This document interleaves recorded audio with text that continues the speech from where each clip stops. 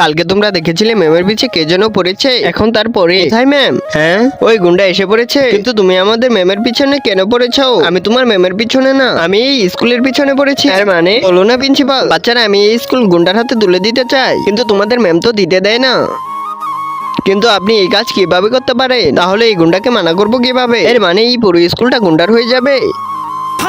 Sir এই কাজটা আপনি কখনোই করতে পারেন না, এই স্কুল আমরা দিতে দিব না। আরে তোমরা কি পাগল হয়ে গেছো? থামো এবার, ক্ষমা করে দাও। আরে বাপরে, 24 ঘন্টা সময় দিচ্ছি, এমএম কে বোঝাও, নয়তো অনেক খারাপ কিছু করে দিব। না বাচ্চারা, এই স্কুল তো গুন্ডার হাতে কখনোই দেওয়া যাবে না। দাঁড়ান ম্যাম, একবার আমি ভালো করে গুন্ডার সাথে কথা বলে আসি। এর মানে প্রিন্সিপাল আমাদের স্কুল বাঁচিয়ে নিবে, আর ওই গুন্ডা আমাদের পিছন ছেড়ে দিবে। ছেড়ে দেনি, মেরে দিয়েছে। কি স্যার, গুন্ডার হাতে মার খেয়ে চলে আসলেন? আরে ওই একা না, ওর গ্যাং ছিল। কি?